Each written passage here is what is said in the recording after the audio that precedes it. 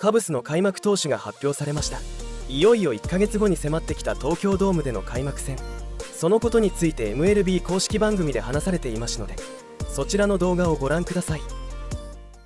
Moving on, the Chicago Cubs announcing that Shota Imanaga will be their opening day starter.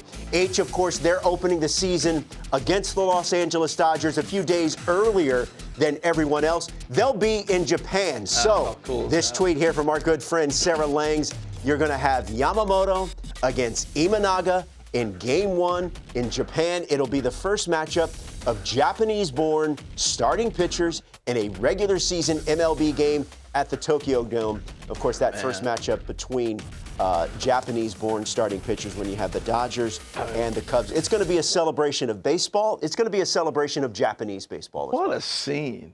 And you got Ohtani. Yeah. And you know Sasaki's probably going to see the mound in that series.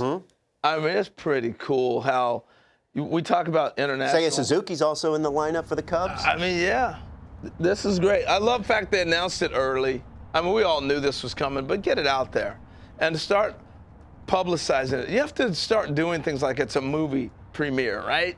Like we start hearing about Mission Impossible a year before it happens, or one of the Marvel movies before it even continues to be released. I mean, they just came out with Captain America, Brave New World. And you know what? Reviews. I thought I missed it because it'd been marketed for so long. Yeah.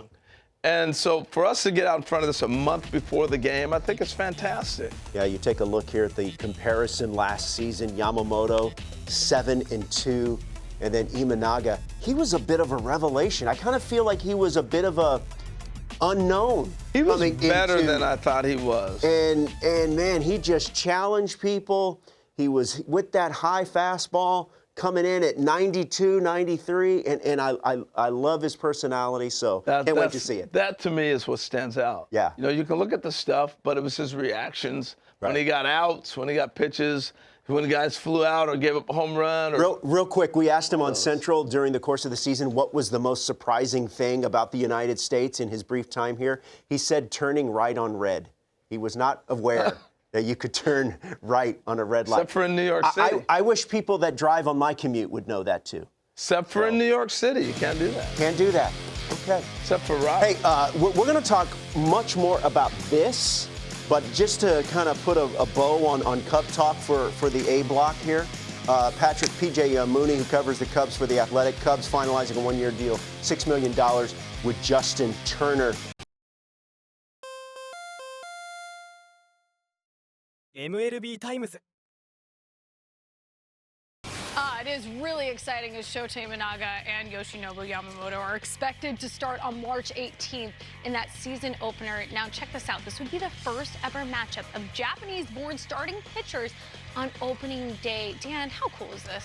It's really cool. And I think that the cool thing about this is there's always been kind of that mystique of players that come from Japan. How good are they? Yeah. How will they acclimate to MLB? Ichiro kind of put that all to rest as a position player. But I think these two pitchers are one of the top, both of them in the top 10 to 15 pitchers in all of baseball. The guy that really surprised me last year was Imanaga. Listen, I know the Cubs were happy to sign him, but I think he was far better than they even hoped he would be. There was concern, did he have enough swing and miss in his game?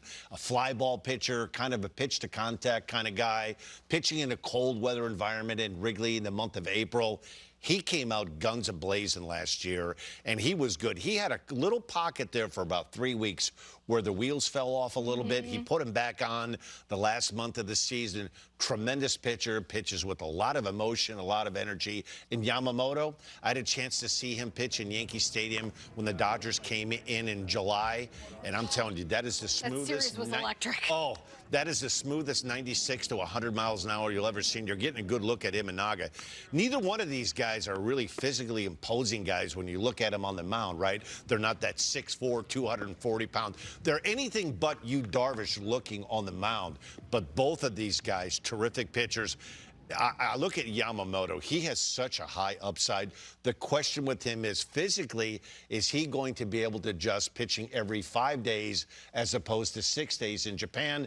There was some concern last year. The Dodgers say right now he's healthy. And if he's starting game 1 in the Cactus League, that leads me to believe they're ready for him to get going. And I think that's going to be a great matchup in Tokyo. Yeah, a lot of confidence in their Japanese-born starter. You talked about their elite status. Go ahead and take a look at Yamamoto and Imanaga's stats last season. Imanaga was incredible. Of course, Yamamoto was injured. You mentioned that, but terrific when he was on the bump. So, Dan, if you had to look ahead to 2025, who do you have? I think Yamamoto has more upside long-term, Lauren. I think last year, not a real big sample size of innings, but when he was healthy and he came back during the World Series, terrific stuff. Sneaky 96 miles an hour, great assortment of off-speed pitches. I think short-term, Imanaga is probably a safer bet that he's going to give you somewhere between 175 to 200 innings. He's already proved he can pitch in a cold weather climate in Chicago, has 1 year adjusted to pitching in the National League, pitching in the States, living in Chicago. I think short-term, I would expect him to maybe be a little bit more productive, but I think long-term, Yamamoto's the guy. I mean, 今永選手と山本選手の投げ合いは楽しみですね。両投手1年経験してこのオフにさらに進化してきているのか楽しみなところですね。本日もご視聴ありがとうございました。チャンネル登録、高評価よろしくお願いいたします。